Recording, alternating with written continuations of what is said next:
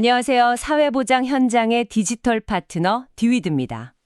수백 페이지의 지침서, 매번 바뀌는 정책들, 읽어야 할 건 많은데 시간은 늘 부족하시죠? 그래서 준비했습니다. 오늘은 2026년 찾아가는 보건복지 서비스 업무 안내 세 번째 챕터 복지 플러스 건강기능 중 통합사례 관리에 대하여 심층학습하겠습니다. 운전 중에 혹은 서류 정리 중에 가볍게 들어보세요. 지금 시작합니다. 네, 반갑습니다. 오늘 정말 중요한 주제를 다루게 되네요. 맞습니다. 오늘 저희가 깊게 파헤쳐볼 이 자료의 핵심 미션 아주 명확합니다. 2026년 지침을 관통하는 가장 큰 변화가 있잖아요. 네, 읍면동 현장의 변화죠. 그렇죠. 읍면동 현장에서 복지와 건강이 어떻게 하나의 유기적인 시스템으로 돌아가야 하는지 지금 이 방송을 듣고 계신 시군구 담당 주무관님들의 시선에서 완벽하게 해독해드리는 겁니다. 매일 쏟아지는 업무 속에서 다들 고민이 많으실 겁니다. 도대체 뭐가 어떻게 바뀌었고 또 당장 우리가 무엇을 챙겨야 하는가? 이런 질문들 말이죠. 네네. 그래서 오늘 이 심층 탐구에서 그 밑그림부터 구체적인 실행 방안까지 싹 다 정리해드리겠습니다. 자, 이 부분을 한번 파헤쳐 볼까요? 가장 눈에 띄는 변화, 바로 읍면동 간호직 공무원의 전면 등장입니다. 그 부분이 이번 지침의 아주 핵심적인 축입니다. 예전에는 그 주민센터에 가면 복지 상담 창구가 따로 있고 건강 문제가 있으면 무조건 보건소로 가야 했잖아요. 완전히 분리되어 있었죠. 그런데 이제는 읍면동이 주민들의 복지와 건강 욕구를 한 번에 다 받아내는 일종의 통합 창구로 완전히 변모했다는 겁니다. 시군구 복지정책과 주무관님들 입장에서는 이 새로운 인력을 어떻게 세팅하고 관리해야 할지가 가장 큰 과제일 수밖에 없어요. 아, 정책의 진짜 의도요? 네, 간호직 공무원이 읍면동에 새롭게 배치되었다고 해서 그분들이 거기서 막 직접 주사를 놓거나 약을 처방하는 그런 치료자 역할을 하는 게 절대 아닙니다. 병원이나 보건소처럼 진료를 하는 게 아니라는 말씀이시죠? 맞습니다. 복합적인 위기 상황에 놓인 우리 주민들을 직접 만나서 그분들의 건강 상태와 돌봄 욕구를 아주 정확히 파악하고 지역사회에 필요한 자원들을 싹 연결해주는 관문, 즉 게이트웨이 역할을 수행하시게 되는 겁니다. 게이트웨이? 이거 참 적절한 표현이네요. 그런데 이게 현장에서 은근히 혼동하기 쉬운 지점이더라고요. 어떤 부분에서 혼란이 올까요? 그 보건소 소속의 방문건강 인력분들이 계시잖아요. 이분들과 읍면동 간호직 공무원의 역할이 어떻게 다른지 명확히 선을 좀 그어줄 필요가 있겠더라고요. 주무관님들도 헷갈려 하시는 경우가 많아서요. 아주 중요한 포인트입니다. 지침을 자세히 보면요. 보건소 인력은 만성질환 관리 같은 보다 전문적이고 직접적인 건강관리 서비스를 제공하는 데 초점이 맞춰져 있습니다. 좀 더 의료적이고 전문적인 처치에 가깝군요. 반면에 읍면동 간호직 공무원분들은 보건, 복지, 주거 이런 여러 문제들이 되게 복잡하게 얽혀있는 상황을 최초로 사정하고 파악하는 겁니다. 그리고 필요한 서비스를 딱딱 맞춰서 연계하는 코디네이터 역할에 훨씬 가깝죠. 아, 그러니까 엉킨 실타래를 가장 먼저 파악해서 분류해 주시는 분들인 셈이네요. 정확합니다. 현장의 실무를 총괄하시는 시군구 주무관님들께서 각 읍면동에 명확한 가이드라인을 주셔야 하는 이유가 바로 거기에 있습니다.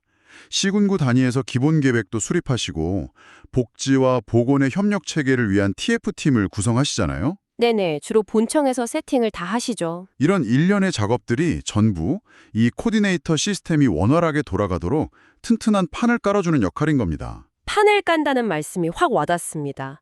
아, 그리고 주무관님들이 읍면동장님들께 아주 강력하게 당부하셔야 할 절대 타협해선 안 되는 원칙이 하나 있죠. 네, 일반 행정 업무 분장 금지 조항 말씀이시군요. 맞아요.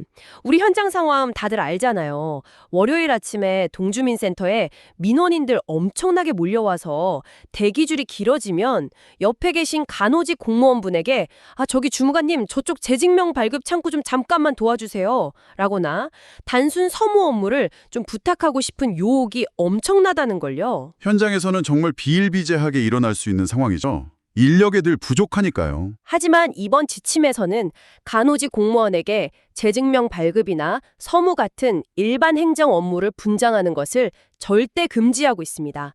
이건 꼭 챙기셔야 해요. 이건 조직 여건상 인력이 부족하더라도 타협할 수 없는 아주 엄격한 기준입니다. 그 정도로 중요한가요? 그럼요. 간호직 공무원이 본연의 전문성을 살려서 건강 중심의 업무에 집중하지 못하게 되면 결국 이 정책의 핵심인 통합 사례 관리가 그 첫 단계부터 와르르 무너지게 됩니다. 첫 단추가 잘못 깨어지는 거군요. 맞습니다. 그리고 여기에 덧붙여서 시군구 예산 담당 주무관님들이 미리 챙겨두시면 현장 인력들에게 진짜 큰 지지와 환호를 받을 수 있는 실무적인 팁이 하나 더 있습니다. 오, 꿀팁인가요? 어떤 예산이죠? 바로 위생 안전 관리용품 구매 예산입니다. 손소독제나 마스크 혹은 체온계 덮개 같은 소모품들 말씀하시는 거죠? 네. 대상자의 집을 직접 방문해서 건강 상담을 진행하는 업무 특성상 감염병 예방이나 현장 인력의 안전을 위해서 이런 소모품 예산이 반드시 사전에 수립되어 있어야 합니다. 그렇겠네요. 이런 소모품이 없으면 당장 내일 나갈 현장 방문부터 막막해지니까요. 정책의 거창한 방향성이나 비전도 물론 중요하지만 이런 아주 디테일한 물품 지원이 현장을 실제로 움직이게 만드는 진짜 동력이 되거든요. 주무관님들께서 꼭 챙겨주셔야 할 부분입니다. 좋습니다. 자, 그럼 조직 세팅도 끝났고 예산도 든든하게 마련했다고 치고요. 다음 단계로 한번 넘어가 보겠습니다. 여기서 정말 흥미로운 지점이 등장합니다. 대상자 발굴 파트군요. 네, 맞아요. 누구를 만나러 갈 것인가? 기존에는 사실 주로 기초생활수급자나 차상위 계층 위주로 약간 문제가 발생한 이후에 사후적인 방문이 많이 이루어졌잖아요. 전통적인 복지의 접근 방식이었죠. 그런데 이번 지침을 보면 이 대상자 그룹이 확 넓어졌습니다. 특히 생애 전환기를 맞은 주민들이 주요 타겟으로 새롭게 들어왔어요. 네, 정책의 패러다임이 바뀌는 걸 보여주는 아주 중요한 변화입니다. 예를 들면 3개월에서 12개월 미만의 영아를 둔 출산 가구라던가 아니면 65세 혹은 75세에 딱 진입하는 어르신 가구들이 포함됐습니다. 이걸 보면 복지의 방향이 이미 경제적인 문제가 터진 취약계층을 돕는 것에서 전 국민을 대상으로 선제적인 예방을 하는 쪽으로 넘어가고 있다는 걸 확 체감하게 되네요. 정확한 통찰입니다. 생애 전환기라는 시기 자체가 신체적으로나 심리적으로 그리고 경제적으로도 가장 급격한 변화를 겪는 아주 취약한 시점이거든요. 그렇죠. 갓난아기를 키우는 초보 부모님들이나 막 노년기에 접어든 어르신들은 막막하실 때가 많을 거예요. 네, 정보의 사각지대에 놓이기가 정말 쉽습니다. 이때 읍면동에서 선제적으로 다가가서 개입하는 것은 훗날 발생할 수 있는 더 큰 사회적 비용을 막는 가장 지혜롭고 효율적인 방법입니다. 선제적 개입이 결국 사회적 비용을 줄인다. 명언이네요. 다만 이렇게 대상자가 늘어나고 그 욕구가 다양해진 만큼 이들을 직접 만나고 관리하는 절차도 훨씬 더 정교해져야겠죠. 이걸 더 큰 틀에서 연결해보면 지침에 아주 촘촘한 6단계 업무 절차가 마련되어 있는 이유가 설명이 됩니다. 6단계 절차요. 이게 그냥 주소 적고 무작정 방문하는 게 절대 아니더라고요. 당연히 아니죠. 철저한 시스템 기반입니다. 일단 방문 전에 행복이험 시스템을 통해서 사전 조사를 철저히 하고요. 이웃 주민들이나 지역사회 보장予비체를 통한 발굴망도 가동합니다. 그러고 나서 직접 방문해 건강사정 스크리닝을 하고 기본 건강관리를 대공한 뒤에 오늘 우리가 가장 깊게 다룰 사례관리 유형을 분류하죠. 그리고 그 분류에 따라 통합 사례 관리를 실행하고 마지막 사후 관리까지 이어지는 아주 꽉 짜인 흐름입니다. 맞습니다. 그런데 주무관님들이 현장에 정말 꼭 숙지시켜야 할 아주 중요한 안전 원칙이 이 단계에 하나 있죠. 2인 1조 동행 원칙 말씀이시죠? 네, 신규 대상자를 방문할 때는 반드시 사회복지공무원과 간호직 공무원이 2인 1조로 동행해야 한다는 원칙입니다. 이 원칙은요, 단순한 현장 안전 확보 차원을 넘어섭니다. 서비스의 질적인 측면에서도 필수적이거든요. 질적인 측면에서도 시너지가 나나요? 그럼요. 사회복지공무원과 간호직 공무원이 함께 방문을 해야 복지적 시각에서의 주거 환경이나 경제력 파악, 그리고 보건의료적 시각에서의 건강이나 돌봄 필요성 파악이 동시에 아주 입체적으로 이루어질 수 있습니다. 두 전문가의 시선이 현장에서 바로 교차해야 숨겨져 있던 복합적인 문제점들이 입체적으로 보인다는 거네요. 혼자 가면 자기 분야만 보게 될 테니까요. 맞습니다. 바로 그 시야의 확장을 노린 조치입니다. 그리고 이 방문 스크리닝 과정에서 반드시 짚고 넘어가야 할 법적 가이드라인이 있습니다. 간호직 공무원분이 현장에서 건강 스크리닝을 하실 때 절대로 넘어서는 안 되는 선이 지침에 아주 명확히 그어져 있죠. 의료행위 금지 조항이죠. 이거 정말 민감한 부분입니다. 맞아요. 현장에서 대상자분의 혈압을 재고 혈당을 측정해서 위험 요인이 있는지 파악하는 것. 여기까지는 가능하잖아요. 네, 거기까지는 스크리닝의 영역입니다. 그런데 수치를 딱 보고 어르신, 이거 수치 보니까 완전 당뇨네요. 지금 드시던 약 끊으시고 당장 저기 다른 병원 가보세요. 이런 식의 진단을 내리거나 치료 방법을 지시하는 건 절대 불가하다는 점입니다. 주무관님들이 현장 교육하실 때 가장 강조하셔야 할 대목입니다. 이건 의료법과 직결되는 매우 민감하고 중대한 지점이거든요. 자칫하면 법적인 문제가 생길 수도 있겠어요. 충분히 가능성 있는 이야기죠.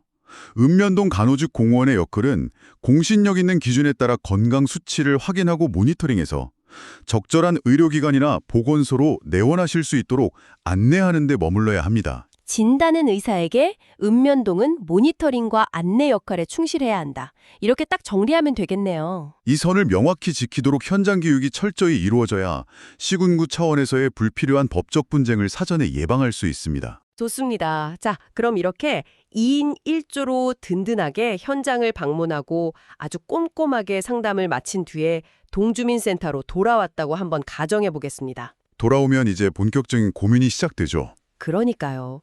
담당자들의 수첩에는 방금 만나고 온 대상자들의 진짜 복잡한 사연들, 경제적 어려움, 건강 문제들이 막 빼곡히 적혀 있을 텐데요. 이제 가장 어려운 관문이 남았습니다. 네, 자원은 한정되어 있고 우리 인력도 한계가 있으니까요. 모든 분들에게 동일한 시간과 에너지를 쏟을 수는 없죠. 맞습니다. 그래서 담당자들이 모여서 내부 사례 회의를 열고 이 대상자를 4가지 유형으로 분류하는 작업을 해야 합니다. 그렇다면 이게 현장으로 정확히 어떤 의미일까요? 약간 병원 응급실에서 환자 중증도에 따라 분류하는 그 트리아지 같은 느낌도 들고요. 아, 응급실 트리아지. 아주 적절하고 정확한 비유입니다. 현장의 컨트롤 타워 역할을 하시는 시군구 주무관님들 입장에서는 이 분류 작업이 정확히 이루어지는 게 전체 시스템의 성패를 가릅니다. 제대로 분류가 안 되면 과부하가 걸리겠네요. 그렇죠. 이 분류가 정확해야 시군구 본청, 읍면동, 그리고 민간기관이 각자의 역할에 100% 집중하면서도 행정 시스템의 과부하를 막을 수 있습니다. 대상자가 가진 문제의 심각성, 그리고 개입이 필요한 기간을 기준으로 이 4가지 유형을 나누게 되는데요. 제가 지침을 찬찬히 분석해 보니까요. 유형 1과 유형 2는 읍면동에서 직접 장기간 끌어안고 가기보다는 외부의 전문적인 힘을 적극적으로 빌려야 하는 케이스더라고요. 네, 맞습니다. 읍면동의 역량을 넘어서는 사례들이죠. 먼저 유형 1부터 볼까요? 이름부터가 시군구 통합사례관리 의뢰군입니다. 이름이 되게 무겁죠? 그럴 만한 이유가 있는 고난도 사례들이니까요. 현장 상담을 해보니 노인학대나 가정폭력, 방임같이 아주 심각한 안전 문제가 얽혀 있거나 자살 위험 같은 고위험 정신건강 문제가 복합적으로 나타나는 위기 가구들입니다. 이건 동 단위에서 몇 명의 담당자가 해결할 수 있는 수준이 아니잖아요. 절대 안 됩니다. 이런 경우는 시군구 희망복지지원단으로 즉시 의뢰해서 컨트롤 타워가 직접 등판해 사태를 진두지휘해야 하는 경우죠. 주무관님들이 본청에서 가장 긴장감 있게 들여다보고 즉각적으로 개입하셔야 할 영역이 바로 이 유형 1이네요. 맞습니다. 그렇다면 유형 2인 민간사례관리기관 의뢰군은 어떨까요? 이건 유형 1이랑은 성격이 좀 다르던데요. 당장 생명이나 안전이 위급하게 돌아가는 상황은 아니지만 대상자가 사회와 완전히 단절되어 있어서 관계망을 천천히 회복해야 하거나 되게 장기적인 정서적 지지가 필요한 집중 사례더라고요. 네, 아주 정확하게 보셨습니다. 아, 이런 경우는 사실 공공행정 조직보다는 지역사회에 뿌리 내리고 있는 종합사회복지관 같은 민간기관이 훨씬 더 밀착해서 잘할 수 있는 영역이겠네요? 바로 그겁니다. 솔직히 우리 공무원분들은 정기적인 인사이동도 잦고 당장 오늘 내일 처리해야 할 긴급 민원이나 행정현안이 산더미잖아요. 한 대상자와 2년, 3년씩 아주 끈끈하게 밀착해서 관계를 맺기가 현실적으로 정말 어렵죠. 현장의 현실을 정확히 짚어주셨네요. 이게 바로 공공과 민간의 각자 특성을 살린 아주 효율적인 역할 분담입니다.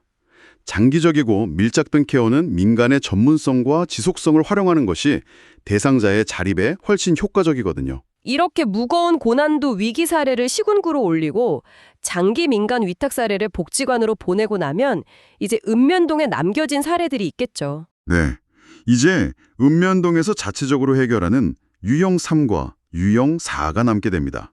현장 실무자들이 동주민센터에서 매일같이 마주하고 땀 흘리며 처리해야 할 가장 빈번하고 일상적인 케이스들이죠. 네, 유형 3은 읍면동 통합사례관리군입니다.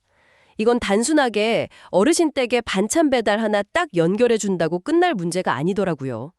적어도 1개월 이상의 중장기적인 개입이 꼼꼼하게 들어가야 하는 사례입니다. 네, 시간이 꽤 필요한 일반 사례죠. 범정부 사회복지 사업을 기반으로 해서 이 가구에 의료 지원도 들어가야 하고 집안의 주거 환경 개선도 필요하고 생계비 같은 경제적 지원까지 이렇게 여러 가지 서비스가 복합적이고 다발적으로 엮여 들어가야 하는 전형적인 사례가 바로 유형 3입니다. 반면에 유형사인 읍면동 서비스 연계구는 비교적 성격이 명확하고 아주 단순합니다. 아, 복잡하게 회의를 여러 번 할 필요가 없는 사례인가요? 네, 복잡한 다중회의나 장기적인 마스터 플랜 수립이 굳이 필요 없습니다.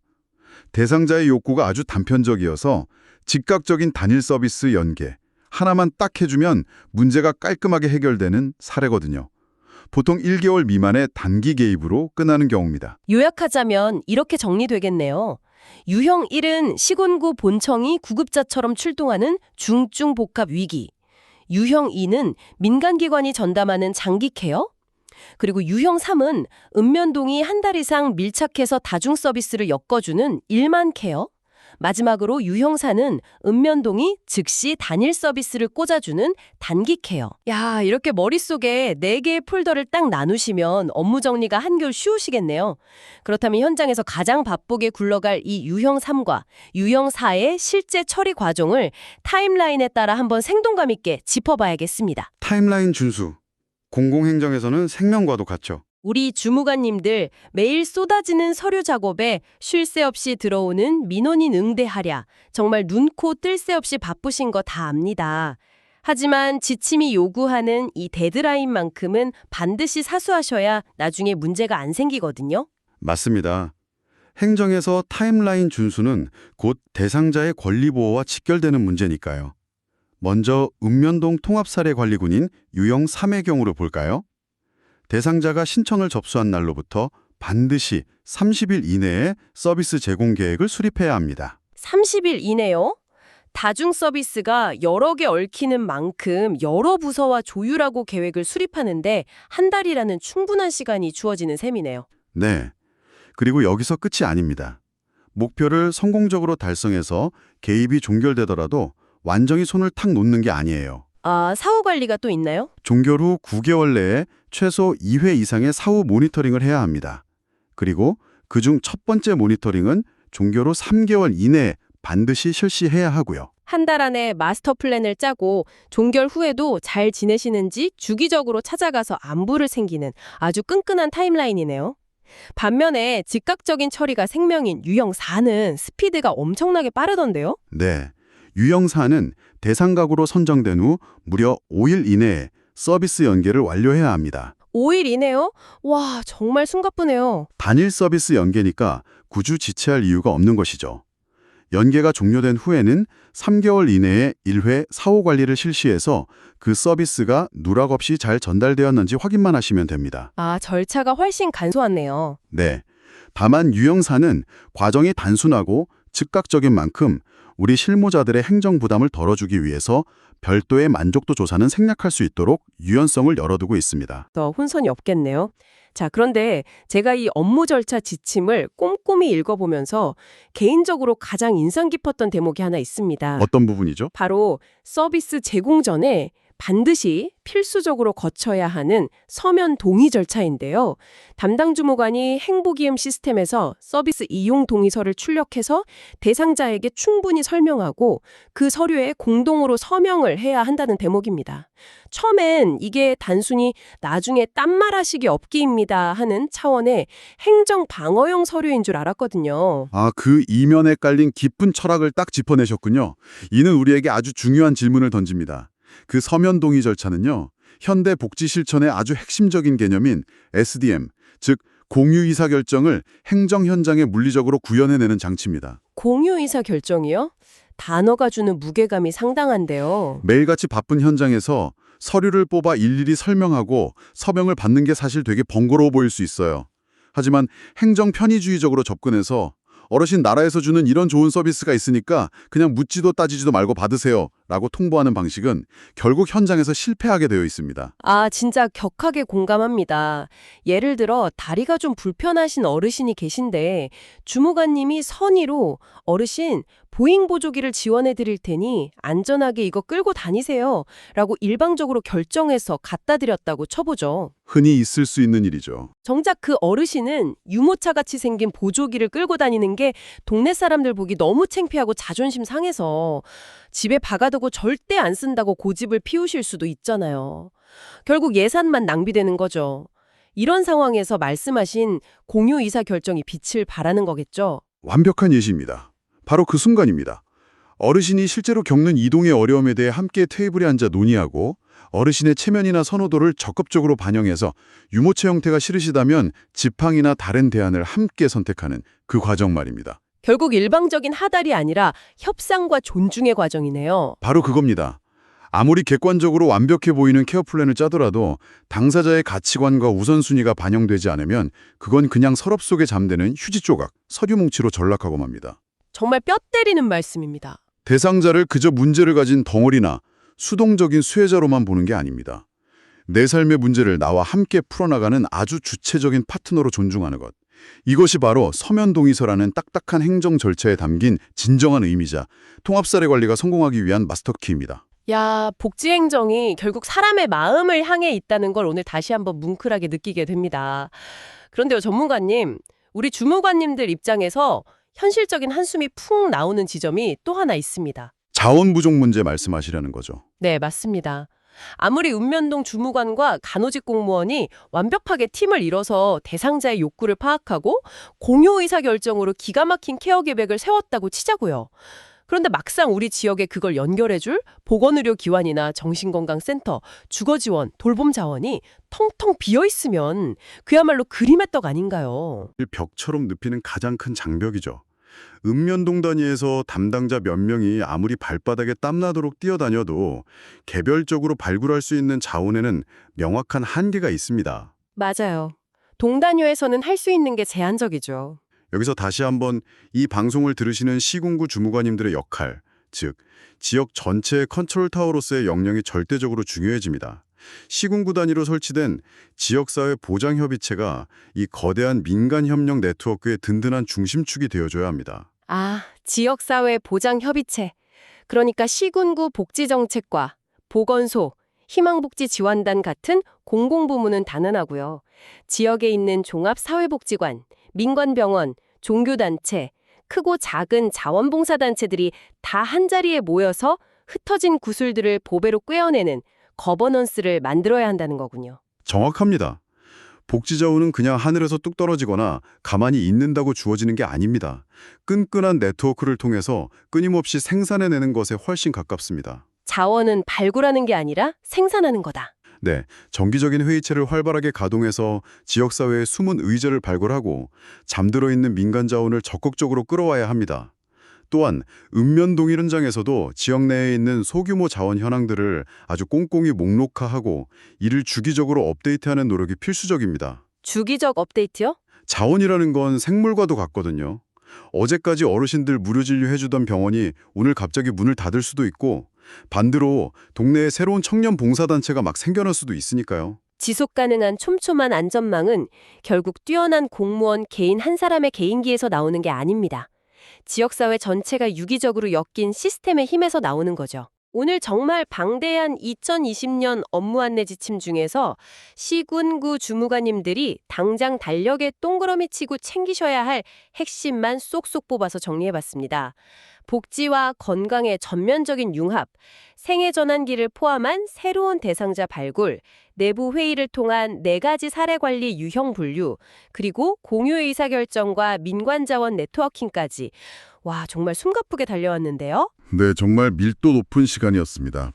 오늘 이 논의를 마무리하면서 지금도 현장의 변화를 최일선에서 이끄시는 주무관님들께 조금 색다른 화두를 하나 던져드리고 싶습니다. 오, 색다른 화두요. 기대되는데요? 오늘 우리가 다뤘던 4가지 사례 관리 유형을 한번 되짚어 보시죠.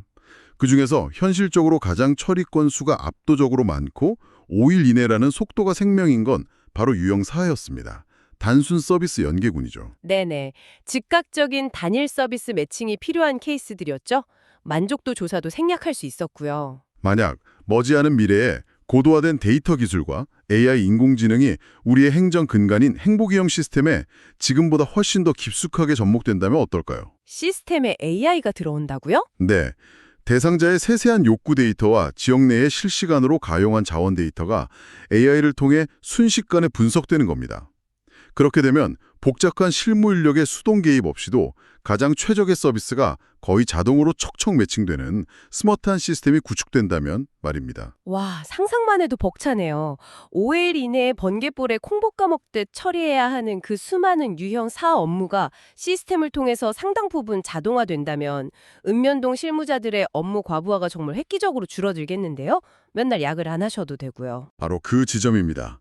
제도의 변화뿐만 아니라 그 제도를 현실에 담아내는 기술의 진화가 앞으로 현장을 어떻게 바꿀지 상상해보게 됩니다. 기술의 진보가 이런 단순 반복적인 행정 매칭 업무를 대폭 덜어준다면 우리 공무원분들의 그 소중한 시간과 고도의 전문성은 과연 어디로 향해야 할까요? 어디로 향해야 할까요? 저는 그것이 기계나 AI는 절대 흉내낼 수 없는 오직 인간만이 할 수 있는 고유의 영역으로 온전히 향해야 한다고 생각합니다.